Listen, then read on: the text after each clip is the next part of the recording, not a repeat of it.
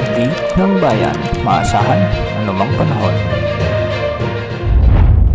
Magandang araw po sa ating lahat. Narito na ang latest update sa lagay ng ating panahon ngayong araw ng Martes, July 15, 2025. Sa kasalukuyan ay may minomonitor tayong bagyo sa labas ng ating area of responsibility.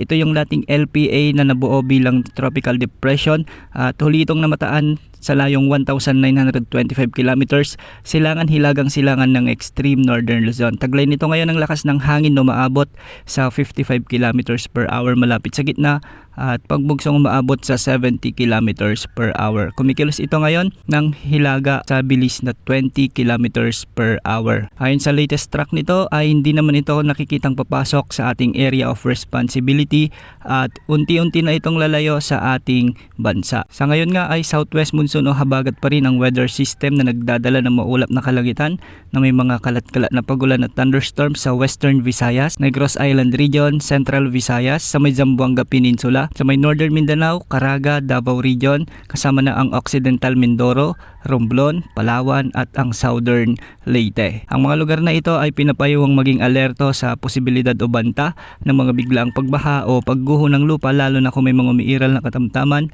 at minsan ay malalakas na pag-ulan. Para naman sa Metro Manila at nalalabing bahagi ng ating bansa ay magiging bagyang maulap hanggang sa maulap naman ang mga kalangitan na may mga isolated rain showers and thunderstorms. Dulot pa rin ito ng umiiral na habagat kaya posible pa rin ang banta ng mga pagbaha at pagguho ng lupa lalo na kung may mga umiiral na severe thunderstorms. Sa kasalukuyan ay wala tayong minomonitor na sama ng panahon maliban sa bagyo sa labas ng area of responsibility. Ngunit isang cloud cluster ang nabuo sa silangan ng Visayas. Base sa mga weather models na ating ginagamit, mataas ang tsansang maging bagyo ito sa susunod na 3 araw habang ito ay papalapit sa silangan ng Luzon. Inaasang magpapalakas at hahatak din ito ng habagat na magdadala ng malawakang mga pag-ulan, particular sa kanlurang bahagi ng ating kapuluan. Ating babantayan ang magiging kilos nito dahil hindi inaalis ang posibilidad na maglandfall din ang bagyong ito sa bahagi ng Northern Luzon o sa may extreme